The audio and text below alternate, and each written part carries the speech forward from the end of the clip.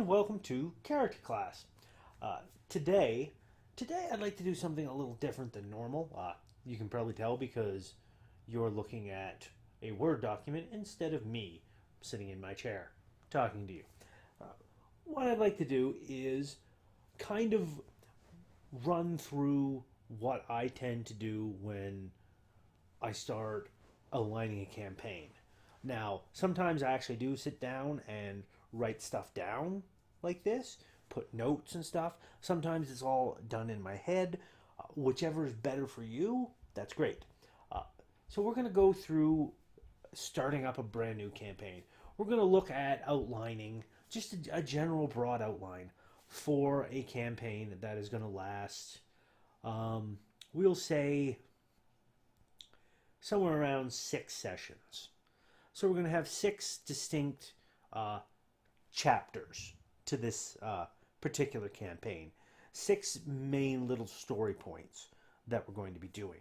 Uh, and it's going to be a brand new campaign with brand new characters going into it. So we'll see how this goes. So we've got our new campaign. We'll just go up here and make this a little smaller. Just a little bit smaller. So what we want to do is figure out first where we're going to have the campaign. We're going to set this in a Dungeons and Dragons style world. It's going to be very much Dungeons and Dragons-y, elves and stuff. Generally using like 5th ed or 4th ed or whatever edition you want to use. It doesn't really matter for what we're doing here for this outline. So we know the general idea we've got. Now, as mentioned in my last video where I talked about starting a new campaign, you got your setting, you got your scope. Now, your scope is going to be, we don't want this to be like a big global thing. No. We want this to be set in a singular kingdom. Everything that happens is going to be happening within the borders of this kingdom. So, we'll say that it's going to be set in, we'll go Kingdom A will be our setting. So we'll just do that. Setting, Kingdom A. Now, once we know it's going to be in Kingdom A, now if you're just creating this out of whole cloth and not using a predetermined setting, that's fine. If you are using a predetermined setting, if you are going to use a predetermined setting, then most of this work is already done for you. You just need to pick where you want to put things.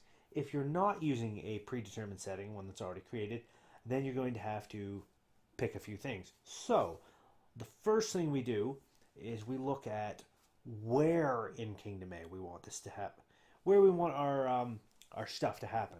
So we're going to go, we'll say Town A, Village A. Oh, let's go back here and do this. Town A, Village A, Village B, Forest, Forest A,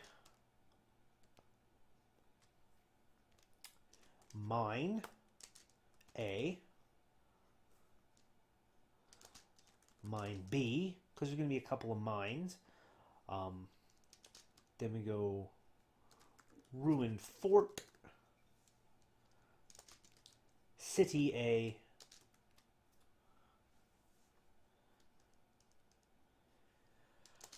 Castle, Sewers, and finally we'll go Tower. There. So we've got a handful of locations here. Already, those of you who are looking at this can already kind of see something taking shape. Because we've got stuff that's going to be happening in a town, a couple villages, a forest, a couple mines, a ruined fort, a city, a castle, sewer systems, and a tower. So that kind of gives you a very broad stroke in terms of where you're going to be taking place, where things are going to happen. So now that you've got that settled, it's always good to get an outline of the story. So we're going to say story outline. We're going to put that like this. Now, you want to do this in, as I said, in chapters. So we'll go chapter 1, chapter 2, 3, 4, 5, and 6. We'll get that done. And we'll go all the way back here up to 1. So we can get this going. Now, chapter 1. This is the impetus of the action. This is what we want to take place. So what we're going to have it take place in is in Town A, our first place. This is where all of our PCs will be. Now, if your PCs, whether they know each other, whether they don't and are just thrust together by happenstance, fate, what have you, doesn't matter. That's something you can work out with your players as to why they're even on this adventure. So, Town A is where our story begins. Town A, we'll say it is a festival. Town A. A local festival. Local festival in progress. In progress. Player characters are there in attendance. In attendance.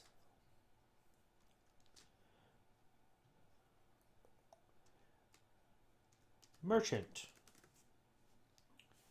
Merchant from City A.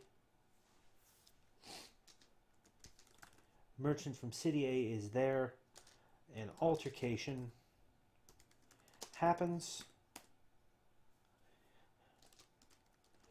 Merchant is arrested.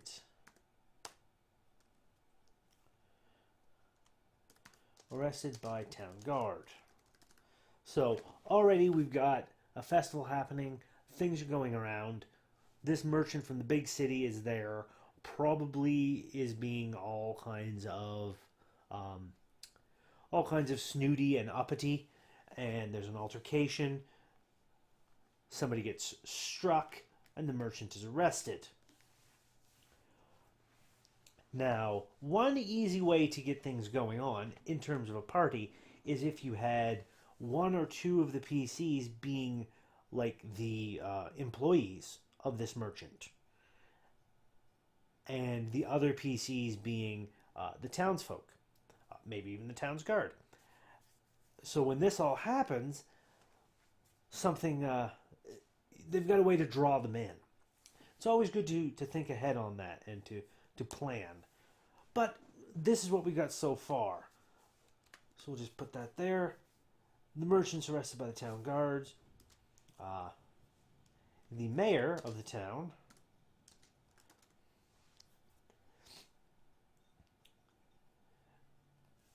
he is going to this is something that the player characters either can or can't affect. Usually if you want to have things happen quickly, that's always the best. So we're going to do this way. The mayor of the town, right there in the middle of the festival, during festival, orders the execution of the merchant.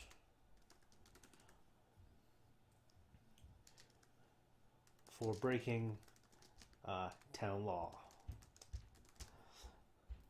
So that happens. Now, whether or not the execution actually occurs or not, you can have it set up to go slightly one way or slightly another way, but both are more in keeping with how things are going to happen. So you've got this going. The merchant orders it. Now, this is where you go, PCs can intervene, save the merchant, or not.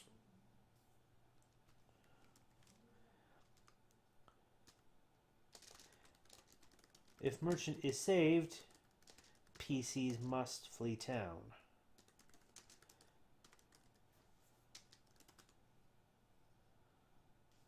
Flee town with merchant. If merchant is not saved, PCs will still be allowed in town. Okay, now, regardless of whether or not you save the merchant or you don't, this is where the player characters are tipped off that something is amiss. Mayor is not generally so extreme. So you've got that going. So the PCs are tipped off something is wrong, one way or another. Now, if they've saved the merchant, if PCs saved merchant,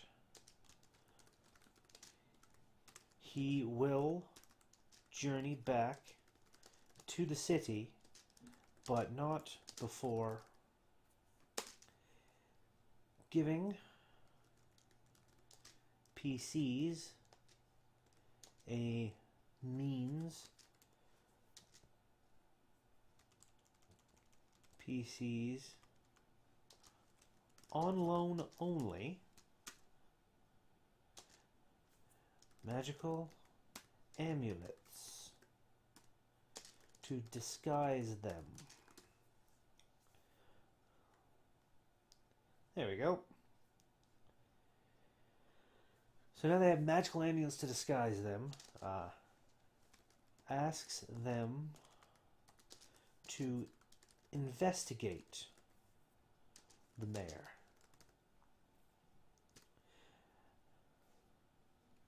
Now, if they don't save the merchant, one of the guards. So, if PCs don't save merchant,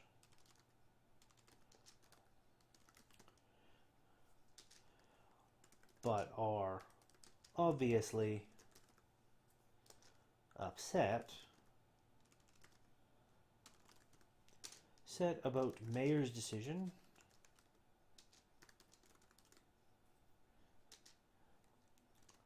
one of the merchant's guards will ask the PCs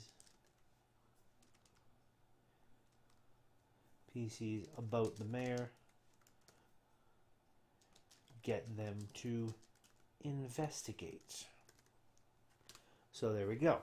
So now you've got a wonderful little thing going on in the town where you have the PCs having to investigate. So they've got a town map, places they can go, people they can talk to, and it leads them into this little investigation where they may have to break into people's houses, they may have to rough some people up. It keeps things kind of social. So, PCs investigate mayor, potential sources of info being the mayor's staff, town hall,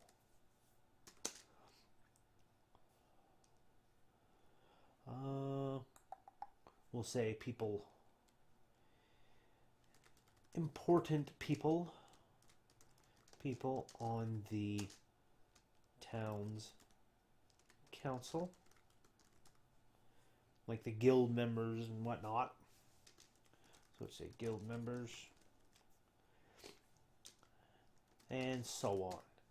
Now this is stuff that you can throw in there later as is. As I said, this is just a broad outline.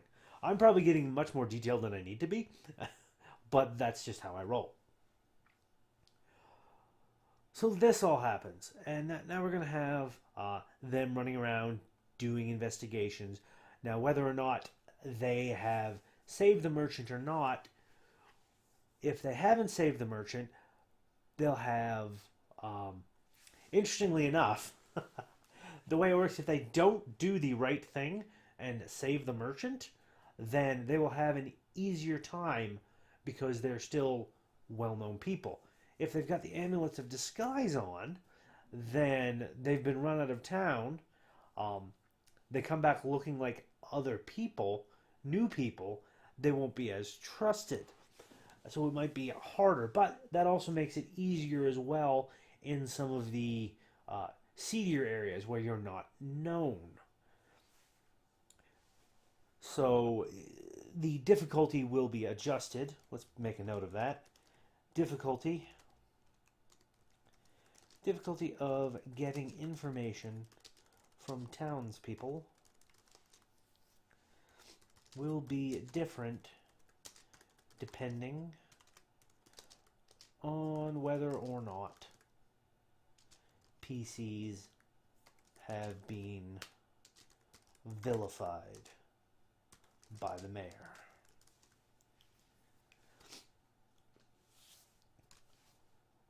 So you've got this all going on. Eventually, at some point, you're going to the PCs will discover enough information and discover that the mayor. So we'll go PCs when enough information has been discovered. We'll learn the mayor has been or is suspected of courting Lady, I don't know, Lady so-and-so.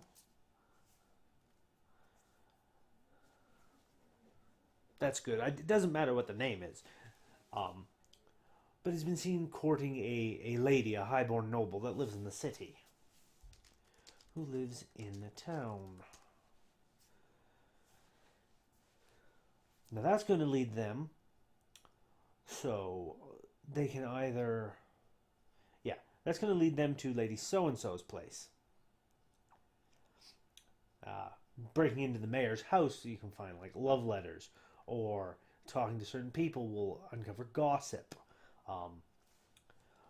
So, Lady so-and-so, Lady so-and-so's manor is guarded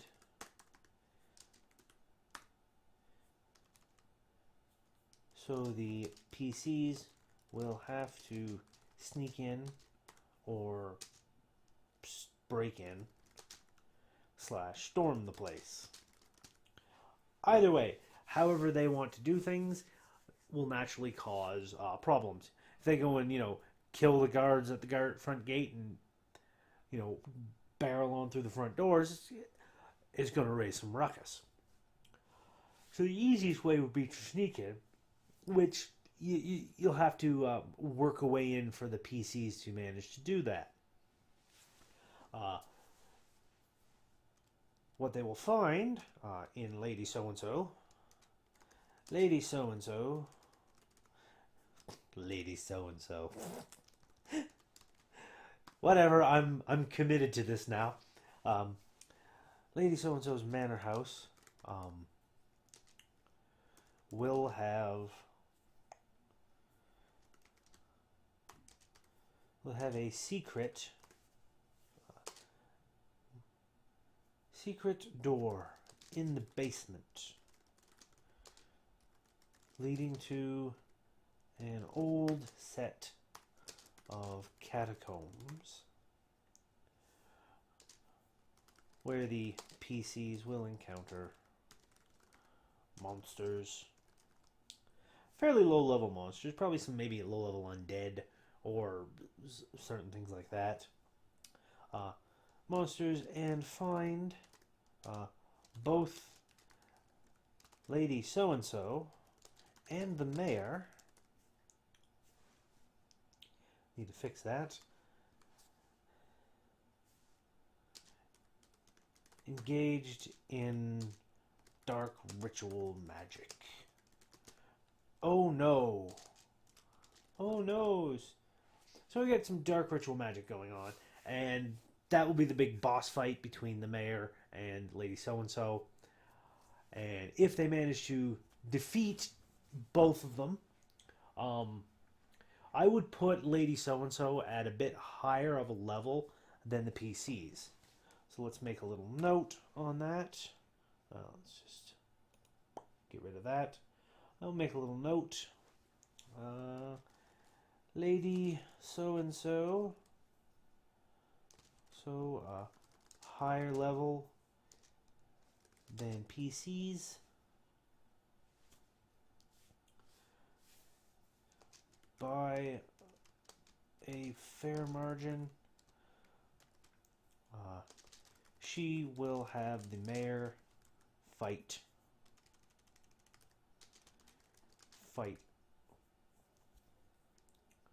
mostly, and when it becomes apparent the mayor will lose, she will escape via magic. So Lady So-and-so is going to disappear off into the night, while the mayor has to either pay for his crimes at the hands of the PCs or at the hands of the townsfolk once it comes to light that he was doing some nasty stuff. So when this all happens, the PCs will find evidence that Lady So-and-so has co-conspirators in the city.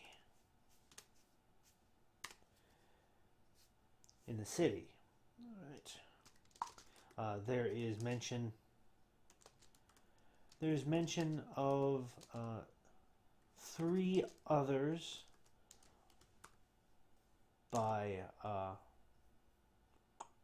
titles, we'll say titles, but not name.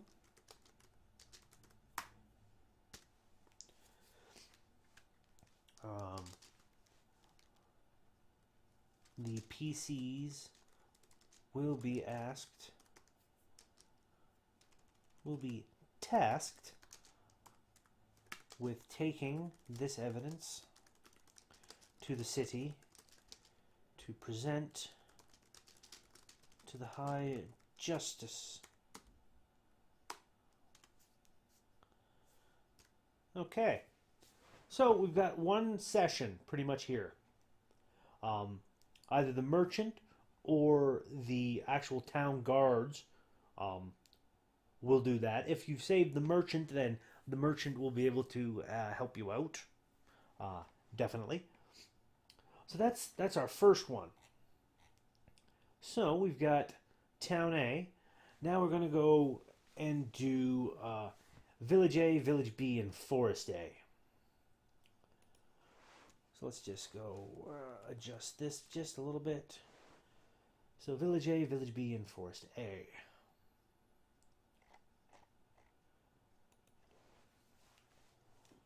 So, Chapter 2.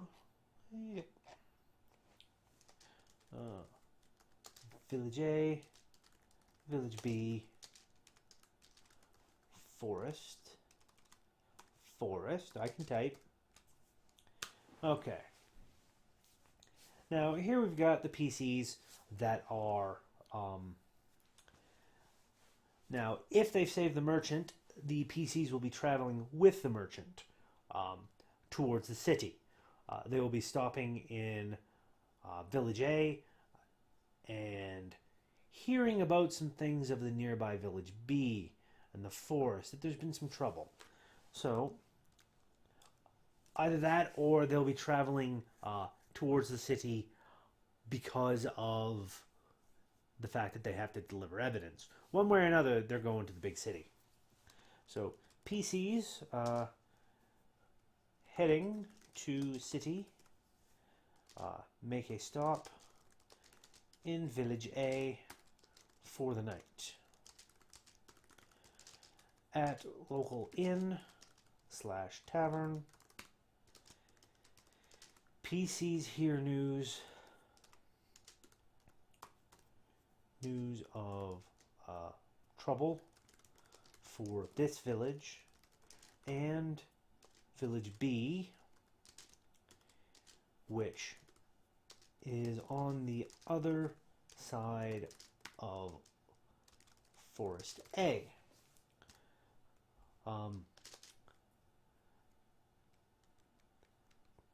There have been attacks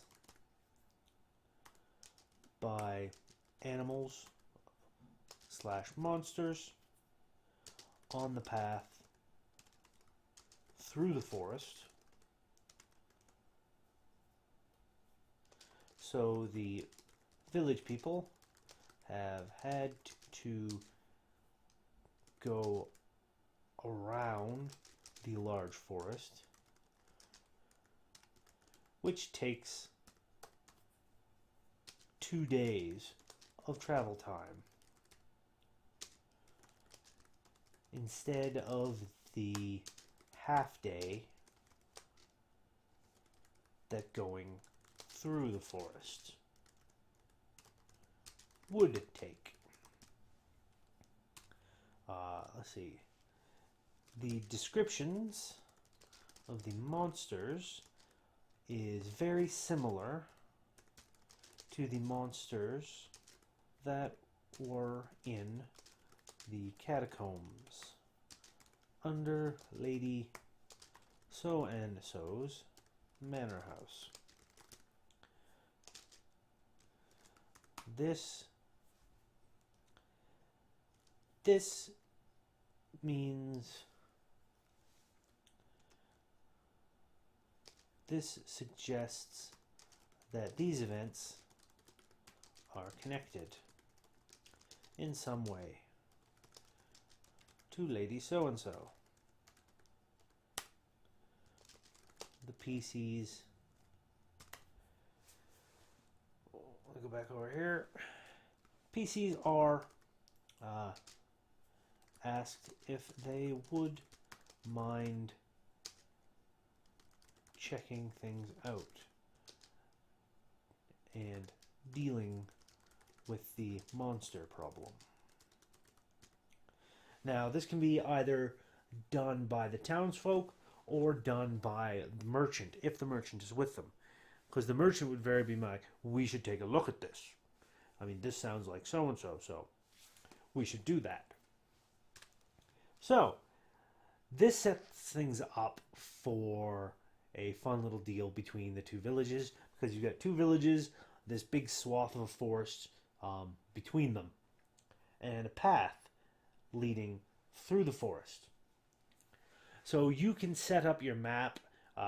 This can have the PCs beating the bush, wandering around in the forest, making use of any ranger's tracking abilities, or druid. That if you happen to have a druid with you in your party, I don't know. As well as having the social interaction between the two villages.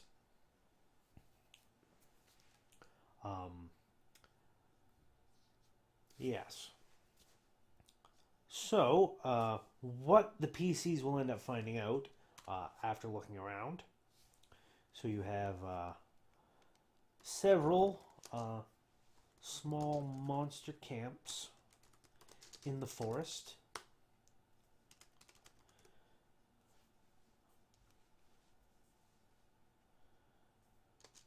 And a main camp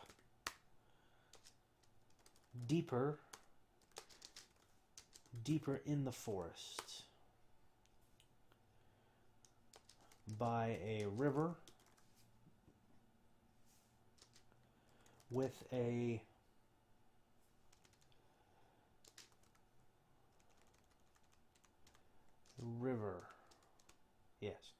by a river and a set of standing stones, kind of like Stonehenge in a way.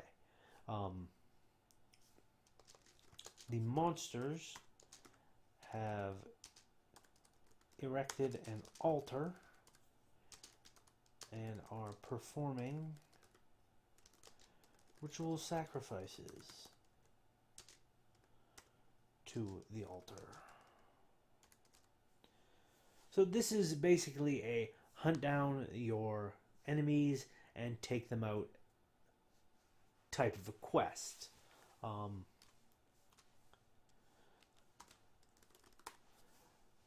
Let's say 2 people in village A and 3 people in village B are working with the monsters.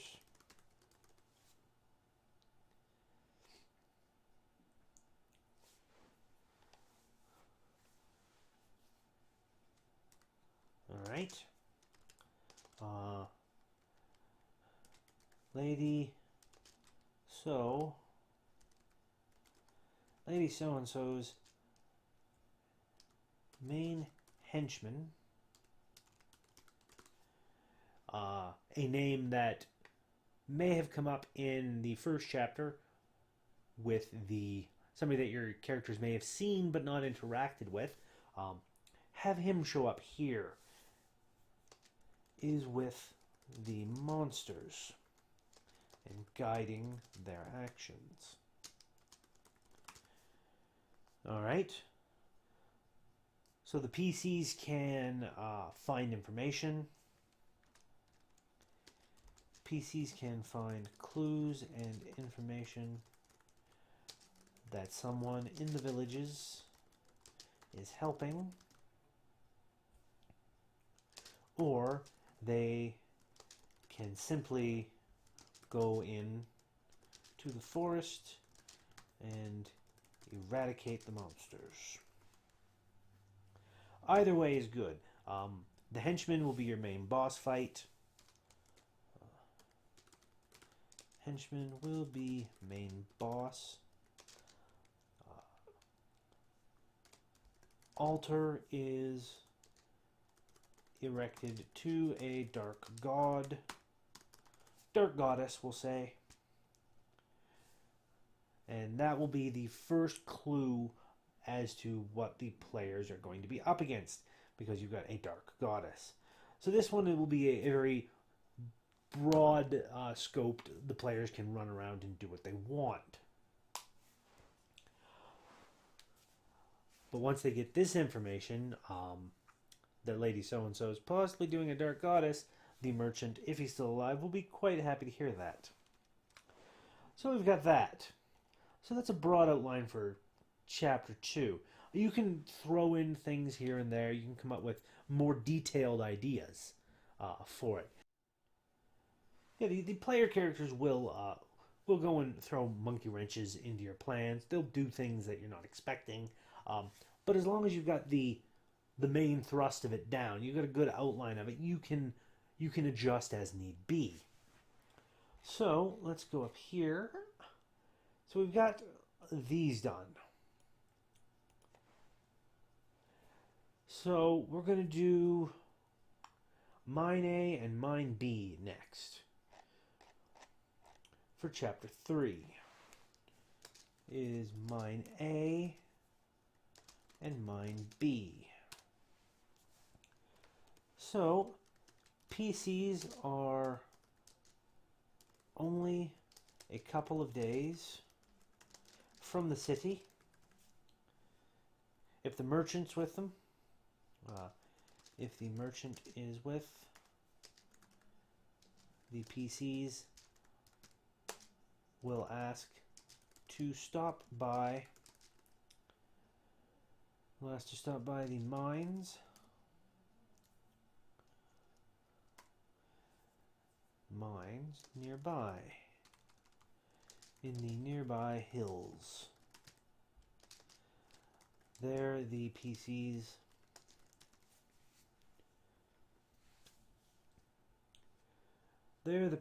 will hear tales of troubles brewing at the mines, the possibility of them both being shut down. Mine B is already boarded up due to infestation of monsters. Oh no, very familiar monsters. This is the type of thing where you'll want to, you'll either pick a monster that isn't normally native to the area, or you may have to kind of take an existing stats for a monster and reskin it to be something else, something weird and strange, just for that hook.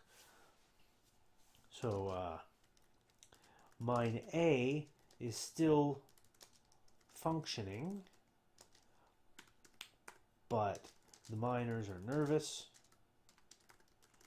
and don't want to go down there.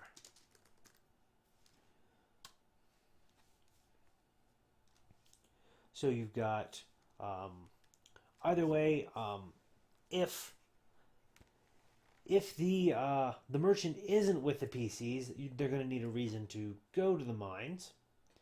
So the easiest way to do that is to just have it be the next stop on the road. That the road veers off to the mines. That there's like an inn and a tavern there where they can stay. People often make that stop. One way or the other, you can finagle the situation to get your PCs there. So either way, the PCs, of course, are going to be asked to go investigate, since they've obviously fought these monsters before, and there seem to be something going on. So this is going to be a fairly standard type deal, because the PCs will, of course, the boarded up mine is all boarded up. Wouldn't even be boarded, actually. We'll say that it is already closed and sealed off. So it's sealed off with rock. So for the PCs to get in there, if they try to dig it up, the miners will be getting quite belligerent. So we'll make a note of that. Miners will get violent if the PCs attempt to unseal mine B. Very superstitious and frightened.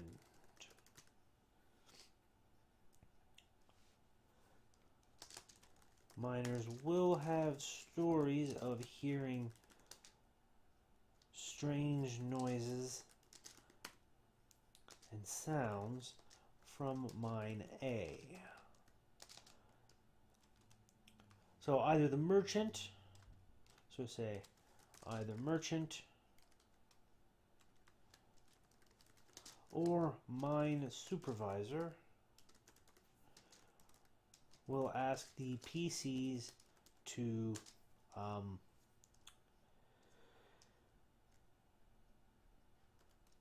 investigate mine A,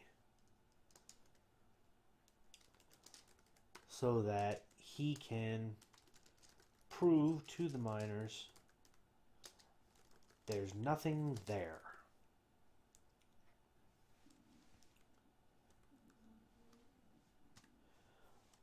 The merchant will, of course, get PCs to investigate mine A for anything strange, or the mine supervisor. So either way, they're going to go in mine A. So PCs enter mine A.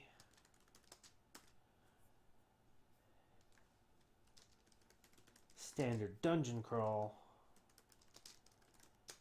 Rules apply here.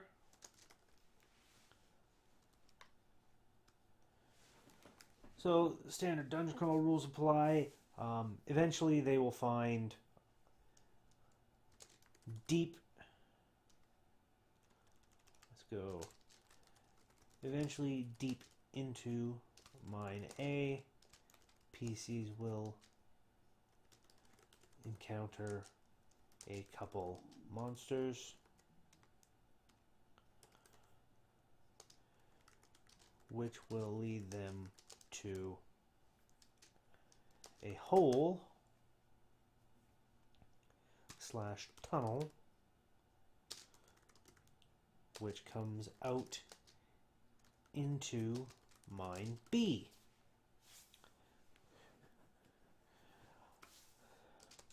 Mine B is more dangerous and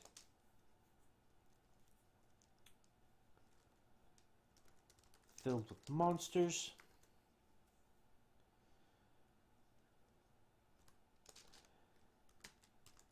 PCs will find a section of the mine cleared away. A section of the mine cleared away, leading into a hallway made of stone blocks. Hallway of stone blocks is entrance to small underground ruins. So let's go back up. Mine A, mine B, ruins. Underground ruins.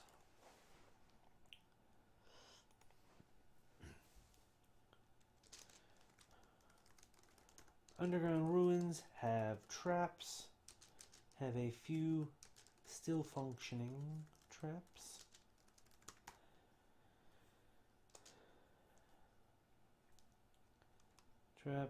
More monsters of a larger size and power than what has been encountered so far. And another altar to the Dark Goddess. This altar has a medallion upon it.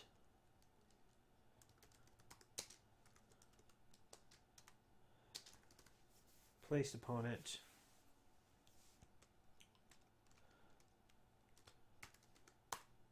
large, we'll say giant monster. Giant monster type is guarding this room and medallion, along with other monsters, smaller versions.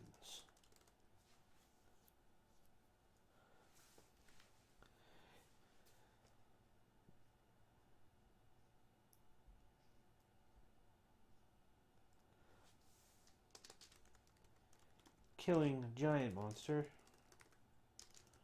type will send other monsters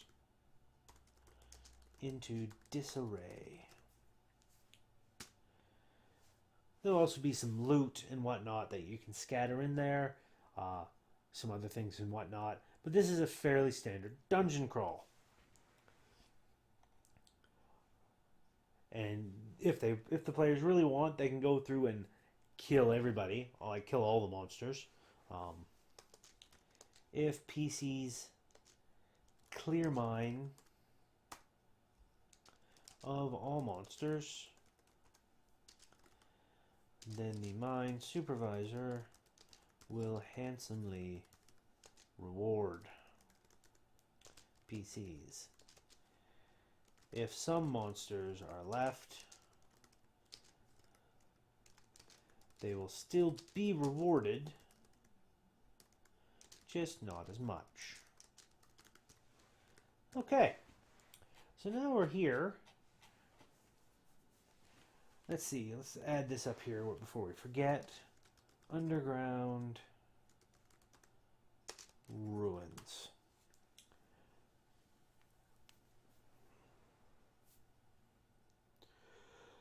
Okay. So we're going to go down to chapter 4.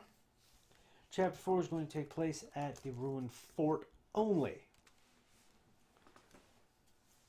So, PCs arrive at site of ruined fort in time for nightfall, and make camp there. The city is a day or so away, can be seen from the ruined fort.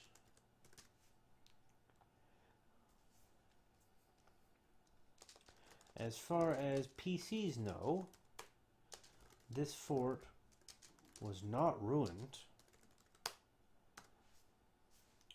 This fort was ruined recently. As last they had heard, it was still standing and whole.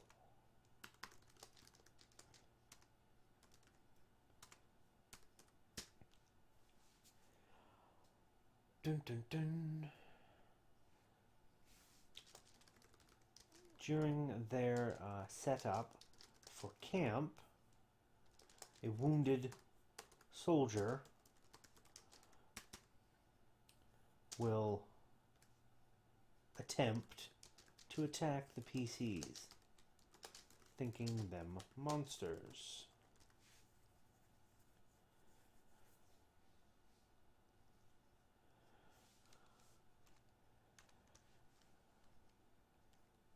If wounded soldier is not killed by PCs,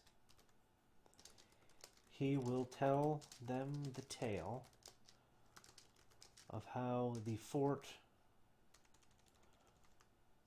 a band of monsters, along with a human, attacked the fort.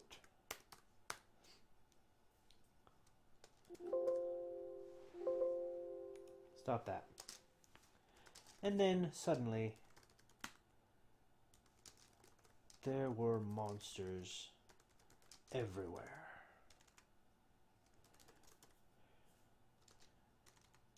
And he was lucky to have gotten out.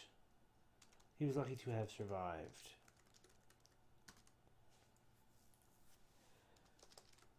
From examining the bodies of the other soldiers and his story, the PCs can piece together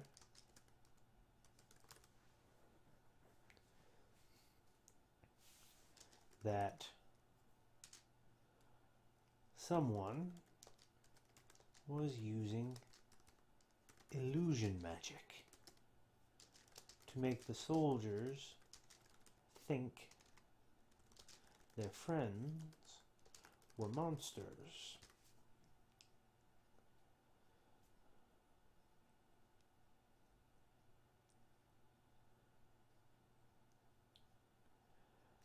Okay.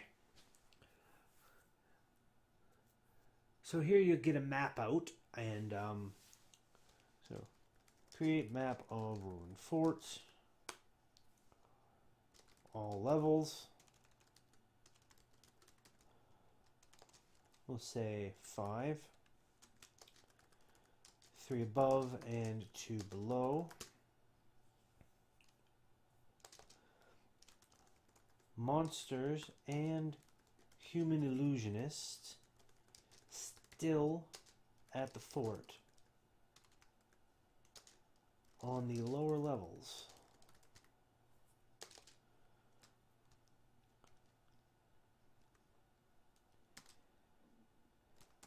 PCs must stop the illusionist and his monsters from getting into the fort's vault. Why is that? Because there's magic in there. The fort, yes, that's what we'll do. Fort's vault contains a magical key to unlock the defenses of the castle. 3 keys are needed in total to do this. 2 are kept in the city, but 1 is kept here.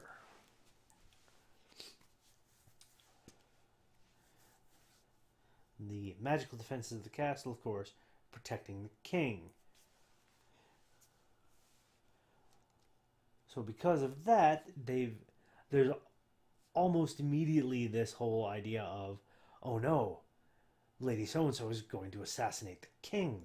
That's what she's doing. So here you'll have a bit more of a dungeon crawly type deal, but with illusions and possibly some traps and some monsters and some fun things going on. All that can be crafted, and it's up to the PCs to either stop the illusionist, because once he gets the key from the vault, once he's in there, he's going to teleport away. So whether or not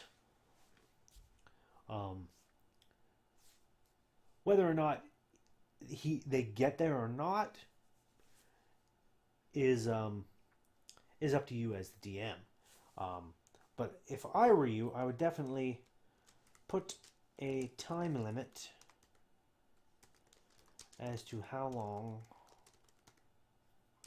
the PCs have from start of session to the illusionist getting away with the key. That way they have a certain amount of game time before he gets in and gets the key and bamfs off.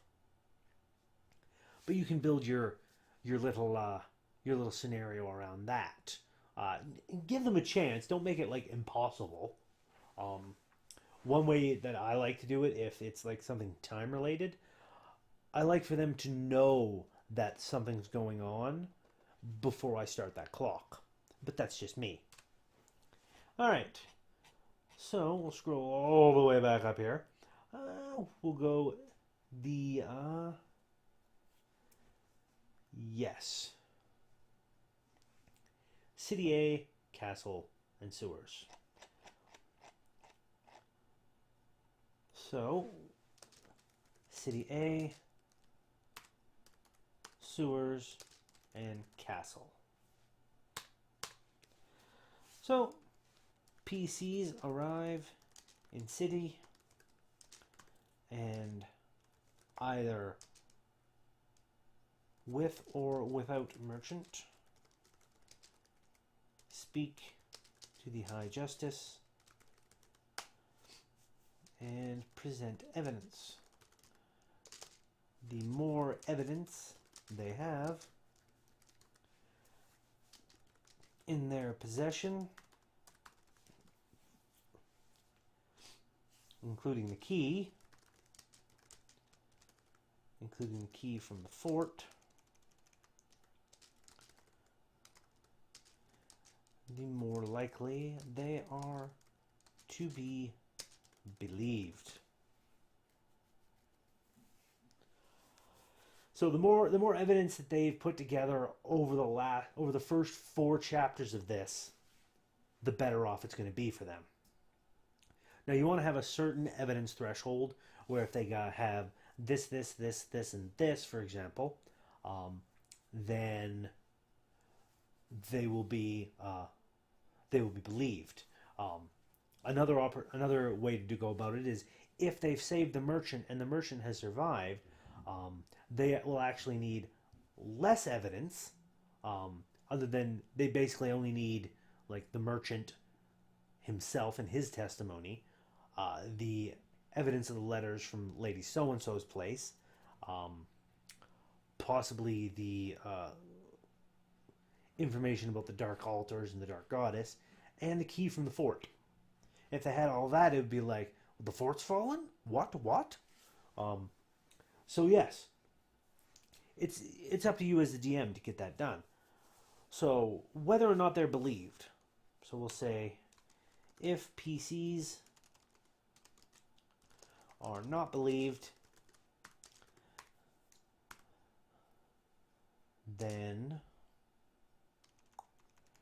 if PCs are not believed / merchant is not with them, the PCs will need to investigate themselves.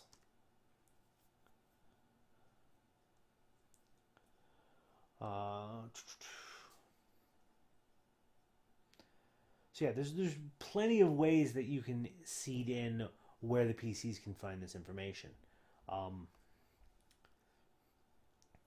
Generally, it's a good idea to have the High Justice to be, kind of an amiable guy who may not believe them, but doesn't think they're lying either. So he might be able to help the PCs out with some stuff.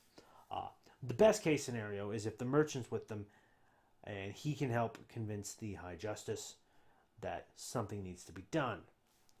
Of course, the PCs will find out that they have arrived in time for the annual celebration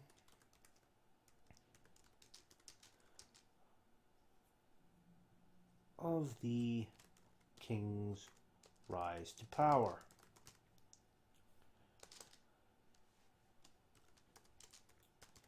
He will be having a large banquet and ball this evening. The next evening, we'll say, at the castle, only invitations. Invitation only.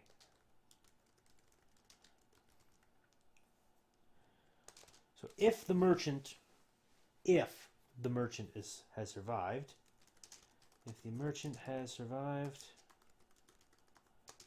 he can get the PCs into the castle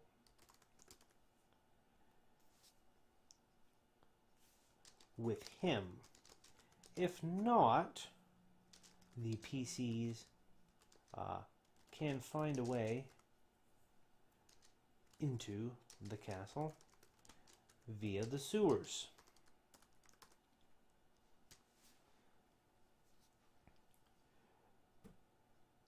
And of course, at the ball, so it's up to the PCs to get in there, to get into the castle and potentially save the king.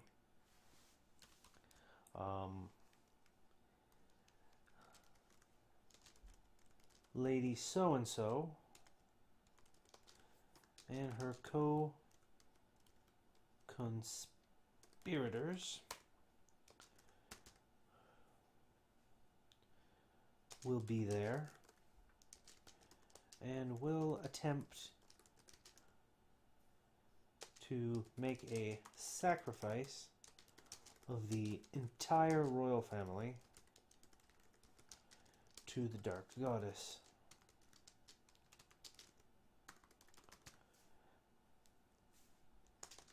The royal wizard will be nowhere to be seen. During all this. Yes. The High Justice will have earlier made mention of the fact that the High Wizard would make short work of any threat to the king. Thus his absence will be noted. So, sewers will contain monsters, as has been fought before.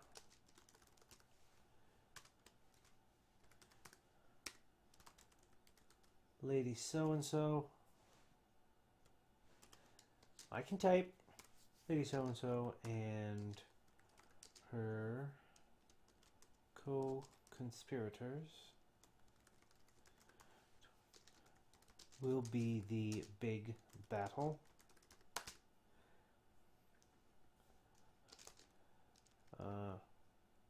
Sprinkle in a few monsters if need be.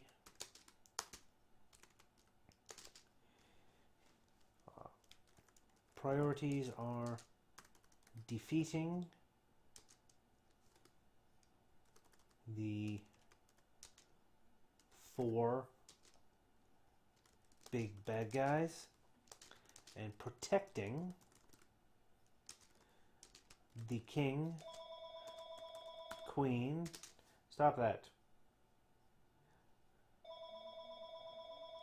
Protecting the king, queen, and young prince who are in attendance. Sorry about that. So yes, they need to protect all of them as well as defeat the 4 big bad guys. So that alone should make the final boss battle quite a challenge. But if it's a little too easy, start sprinkling in a few monsters for flavor and whatnot.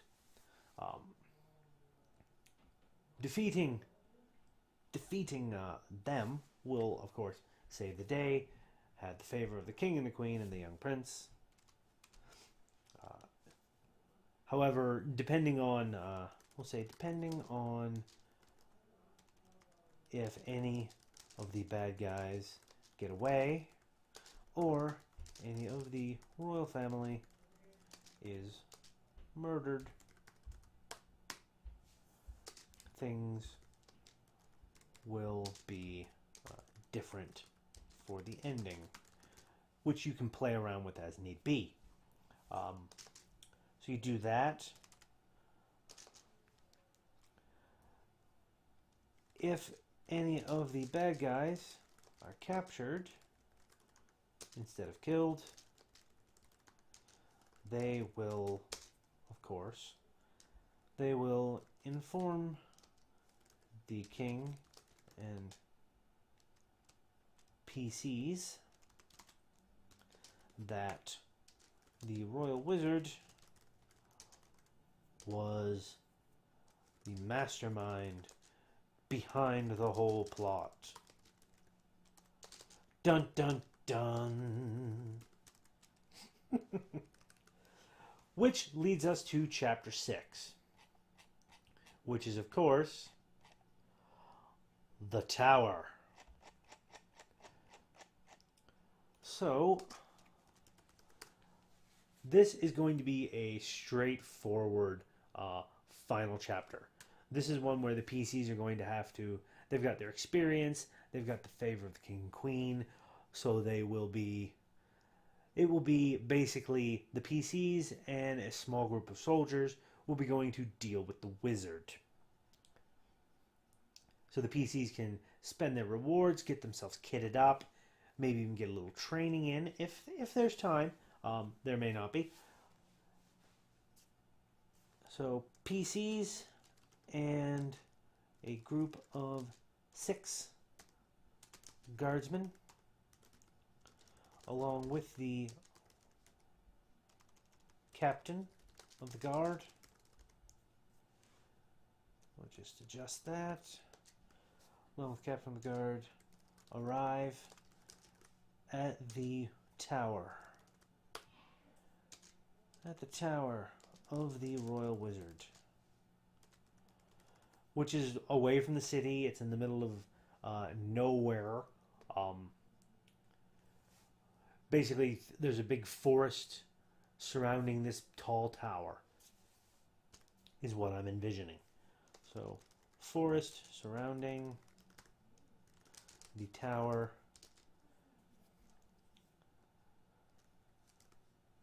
The tower is, I can type, is large and massive looking. Literally towering over the party.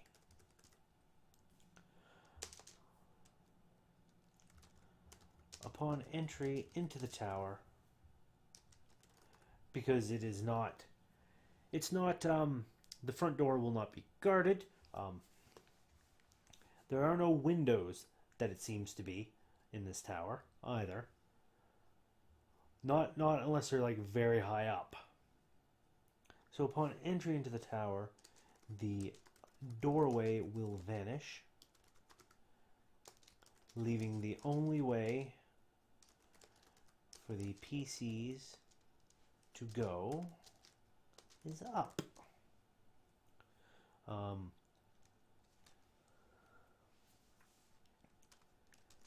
Tower will have between 10 and 15 floors.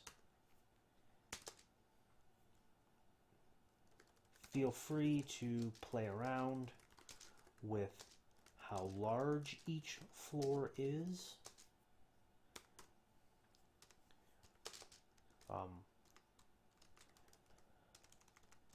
Tower could have less floors if you wanted to make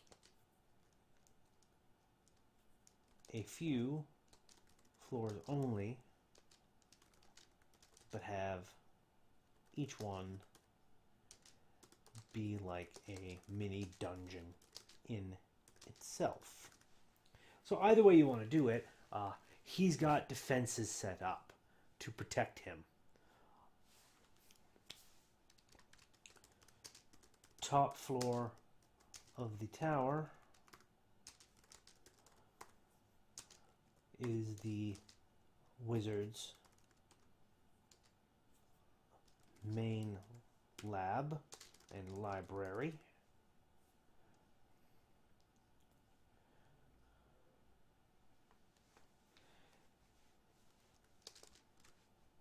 He will, of course, be expecting the PCs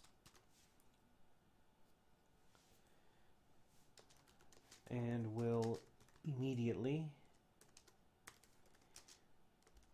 crack off a spell that will teleport everyone onto the top of the tower. A storm is brewing overhead. There is an altar. There's an altar there upon which is the missing princess, which I know I haven't mentioned before now, but we'll say that the princess was missing uh, during the whole thing, and nobody knows what's happened to her. They're still looking for her. It's something that can be mentioned in the last chapter. Mention this in last chapter, but don't make a big deal out of it. There we go. So we'll get that going. Missing princess is on the altar. The wizard is going to sacrifice her. Several monsters are there as well to do the sacrificing.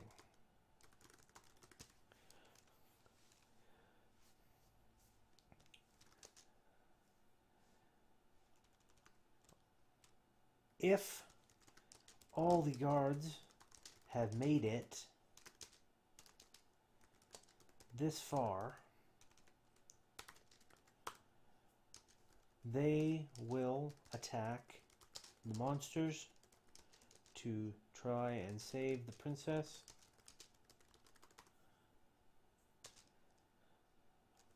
While the PCs handle the wizard.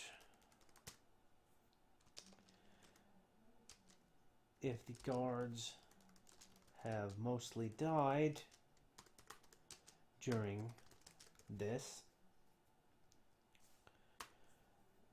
during the trip up the tower,